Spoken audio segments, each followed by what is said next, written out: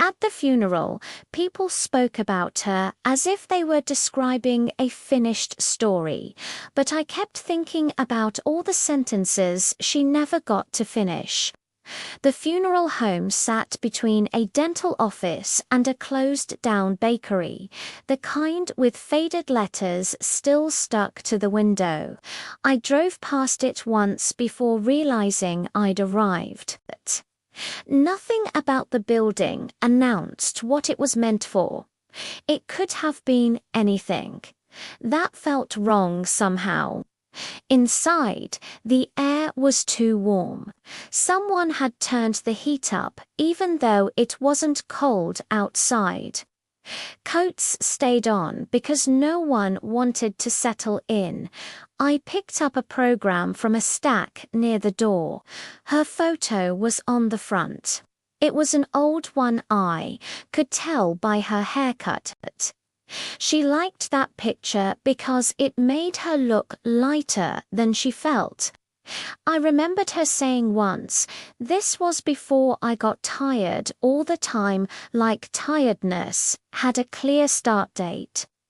My name was spelled wrong inside.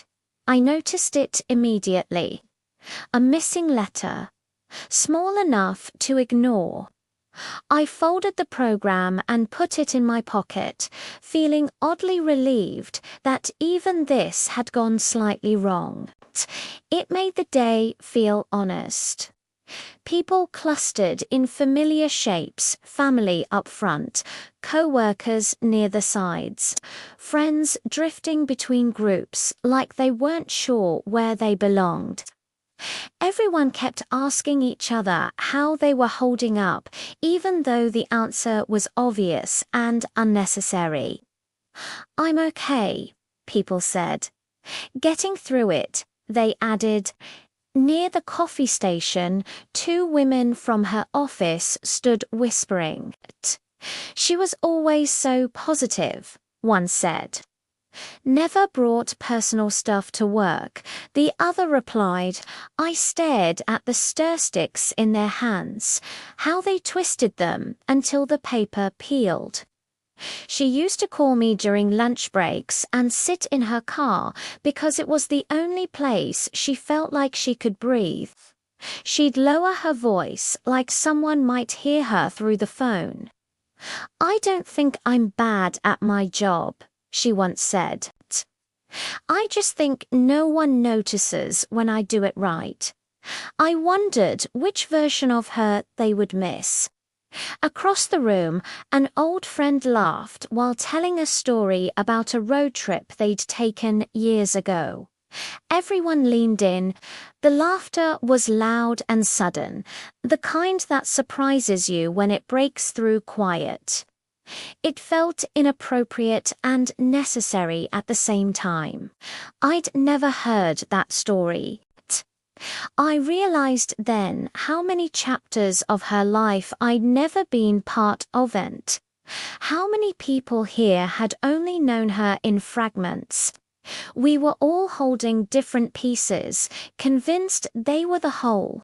Her sister stood near the casket, accepting condolences like it was a job she hadn't applied for. Someone told her, "You're being so strong." Another said she'd be proud of you. She nodded politely, eyes fixed on a point just over their shoulders. Her hands kept fidgeting with the ring on her finger, twisting it and untwisting it. I recognized that motion. Her sister did that when she was trying not to cry in public. Their mother sat quietly in the front row. She didn't cry. She didn't smile. She looked emptied out, like someone had scooped something essential from her and forgotten to replace it. People bent down to speak to her, voices soft. "She loved you so much. You were her whole world." I know her mother said each time, but the word "no" sounded thin, like she was repeating it until it might someday feel true again. When the service started, the officiant talked about how she lit up every room. I watched people nod. I nodded too. She did light up rooms sometimes. Other times, she sat quietly on the edge of the couch, phone face down, staring at nothing. I remembered the way she'd apologize for silence. "Sorry, I'm not very fun today," she'd say. "You don't have to be fun," I told her. "I know," she said, but she didn't believe it. No one mentioned that part. There was an open moment where anyone could speak. No one did, but the silence stretched just long enough to feel intentional. Then the officiant moved on. I thought about standing up. My heart sped up as if I might imagined saying her name out loud, telling them she was kind but exhausted, funny but lonely, capable but unsure. I imagined saying that sometimes love looks like answering the phone even when you don't know what to say. I stayed seated. After the service, people lingered like they didn't know what to do next. Death disrupts schedules in an awkward way. Someone asked me how I knew her. "We were close," I said. It felt like both an understatement and a lie. Close meant she'd call me at night and ask, "Are you busy?" and sound relieved when I said no. Close meant I could tell how bad the day had been by how quickly she said it as fine. Close meant noticing when her messages got shorter, then stopped altogether. The last time I saw her, we sat in my car outside her apartment. The engine was off. The radio stayed silent. "I'm just really tired," she said. "Yeah," I said. "Me too."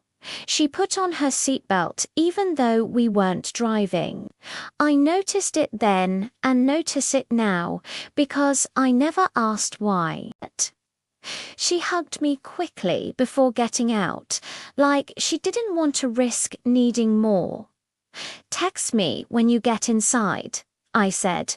"I will," but she did outside the funeral home. The sky was painfully normal, blue, clear. Someone across the street argued on the phone. A dog barked.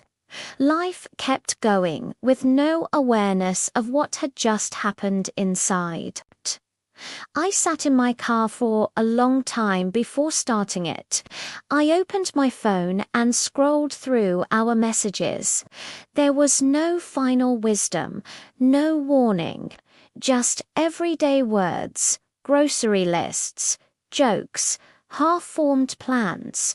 I realized then that grief wasn't just about missing her. It was about realizing how much of her story existed only in unsent messages, unfinished sentences, and things we assumed we had more time to say. At the funeral, everyone spoke about who she was.